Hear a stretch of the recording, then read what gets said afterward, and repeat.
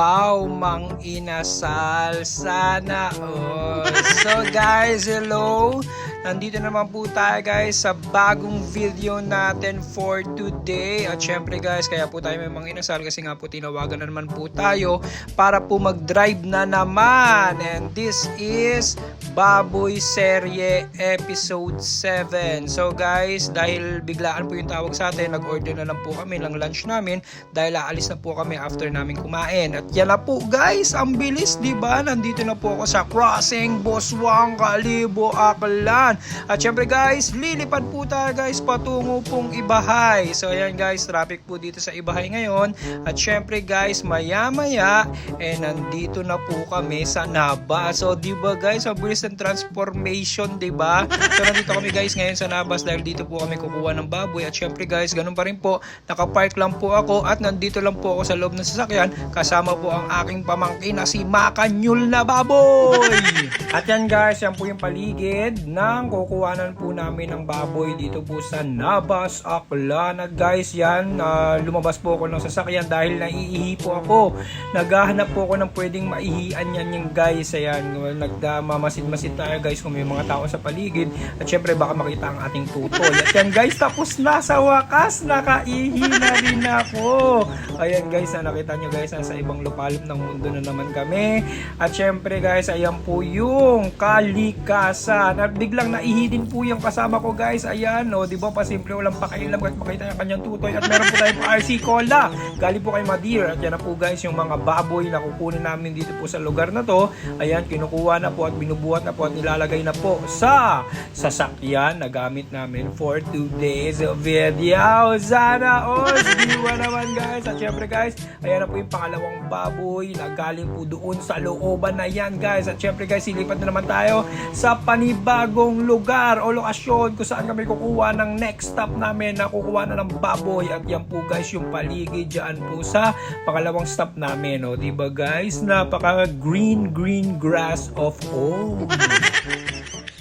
At yan na nga guys, ito na po yung mga baboy na nakuha namin dito po sa location na pinuntahan namin. Ayan po, mga lodi cakes, mga nakahiga, mga tamad tumayo. At yan guys, yung lugar kung saan kami ngayon, no? Diba guys, nasa sulok ng walang hanggan. Diba naman yan?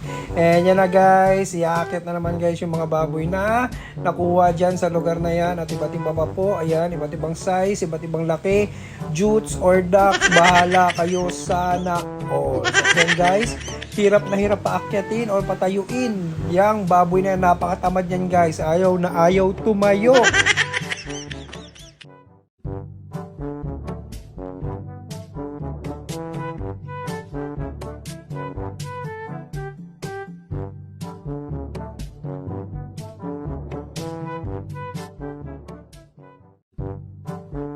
At yan guys, at last na-open na po nila yung gate.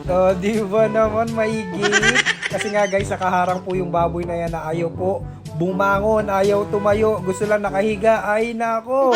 So yan guys, syempre bibigyan sila ng division or lalagyan sila ng division para ihiwala yung mga malalaki sa maliliit, di ba? Yan dapat natin gawin. Nakita nyo guys, ayaw niya talagang bumangon. Ay nako naman. At yan guys, still nandito ako sa loob guys ng sasakyan. Ayoko lumabas kasi nga po guys, mas smelly.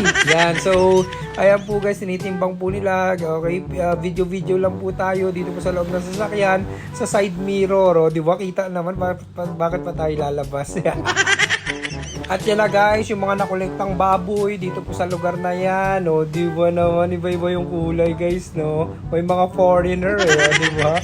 May brown, may peach, bahala kayo dyan. So yan guys, pinapapasok po dun sa division, sa gate, yan, para separate po sila. Di ba? Meron pang isa, 1, 2, 3. Di ba naman, nalipad yung baboy. Sana all.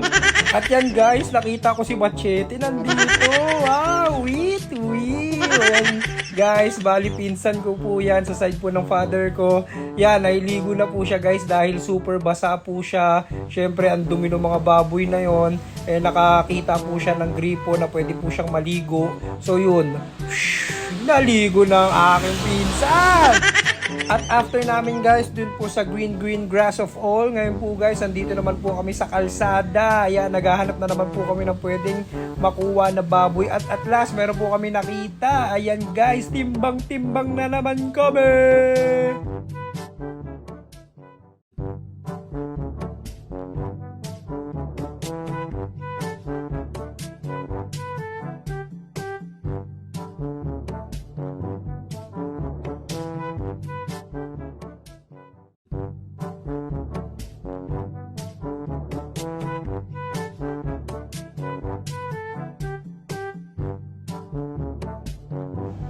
At ayan guys, meron na naman po silang kinuha na baboy doon po sa loob. At yan guys, pinakapunta na po dyan sa sasakyan na yan. At syempre guys, kung napapansin nyo, nandyan lang po ako sa loob. Dahil alam nyo na po, mabaho po ang baboy. Kaya nandyan lang po tayo sa loob. Video lang po tayo dito. Sapat na po yan.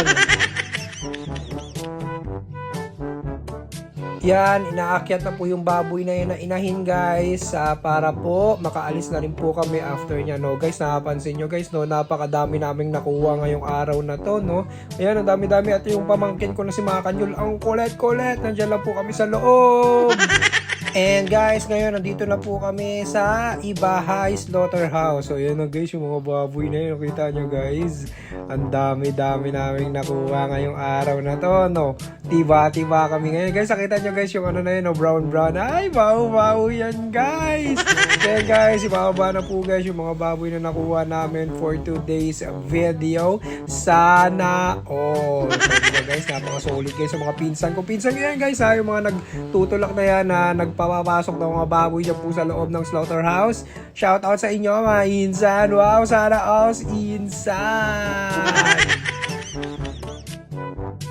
And yan guys, ginabi na rin po kami at umulan na po dito sa Kalibo, Aklan. Sa Kalibo naman po kami guys. And after neto guys, uuwi na rin po kami. And syempre guys, meron na naman po tayong 500 pesos for today's video. Sana, syempre drive natin yan guys, 500. So easy week.